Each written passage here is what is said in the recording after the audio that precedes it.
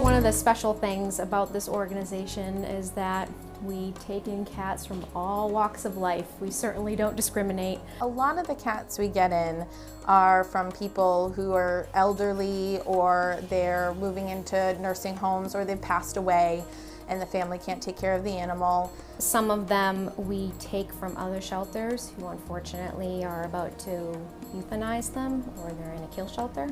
So in many cases we're the last stop for a lot of these cats. We do have a lot of strays as well. A lot of them come in with undiagnosed medical issues. We see that they're very thin, they're very dehydrated, they have a lot of tooth decay and a lot of tartar and inflammation in their mouth. Just a lot of normal older cat stuff that if it goes untreated, it becomes a much bigger problem to solve. When we get them and they have not been treated, it costs so much more money to get them treatment than if somebody had been treating them all along since the beginning. Right off the bat, when we do blood work, that's pretty much the first thing we do. That is at least $100 a cat. And that's often not enough. We recheck blood for some cats every 2 weeks. We have to recheck full blood work for like the hyperthyroid cats a month in. Almost every old cat that comes in could benefit from at least a dental cleaning. But we generally go a step further than that, because when they go in and they do the dental cleaning, that's when they see the tooth decay, because the tartar and stuff is covering that up. We do use a wonderful veterinary hospital, Newbury Animal Hospital, for a lot of our dentals. All the veterinarians we work with do dental radiographs. So essentially they're able to go in and do a baseline and see what the mouth looks like. Then they go in, they do the extractions, and then they do a radiograph again, and they can see, okay, do we get this whole root? So radiographs are at least a couple $100s off the bat as part of the dental. A full mouth extraction is well over $1,200. We have a few cats right now that actually have had full mouth extractions. They have no teeth left. And even just if, even a cat has, just a lot of calculus and they need to go in and see, that's at least $500 off the bat. So it's expensive. They do work with us, and because we do have shelter cats, we have limited means, but it still gets very pricey. We tend to get a lot of diabetics here. Diabetic cats are very hard to control in a shelter environment. We have to rigorously monitor their blood sugar in the beginning. When you start insulin, it's a very touchy medication, so once you start the insulin, their blood sugar can plummet, because you never know how sensitive their body is going to be. When we get these old cats in who have diabetes, there's a lot of diagnostics, there's a lot of blood work, there's a lot of us checking blood glucoses here. We're able to do that with a glucometer like humans are able to do. We currently have a girl, her name is Amanita, and she's been with us for a few months now. She's on some expensive insulin, unfortunately, and she needs to have it twice a day. The insulin alone, one bottle, is $300. That's like on a good day.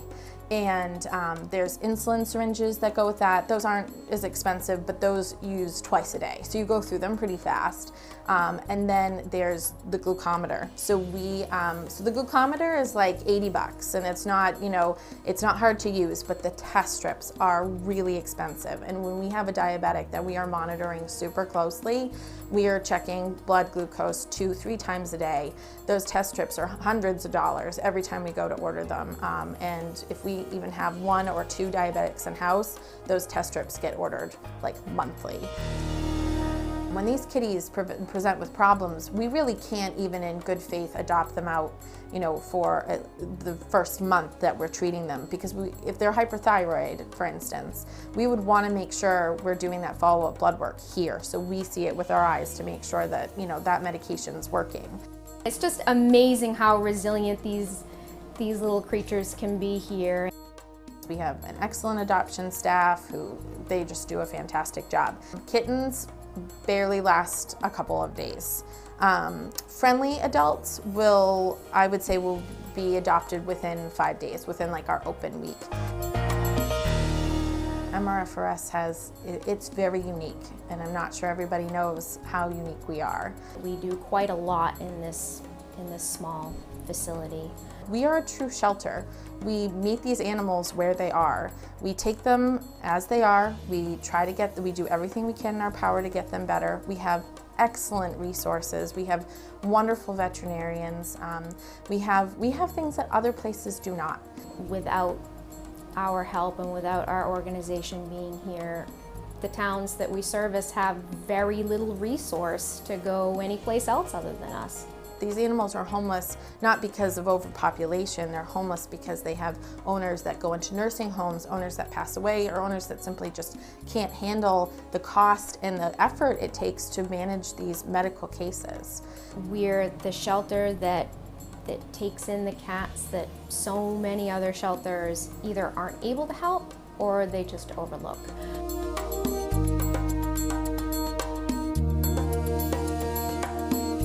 Would you dare to care for cats in need?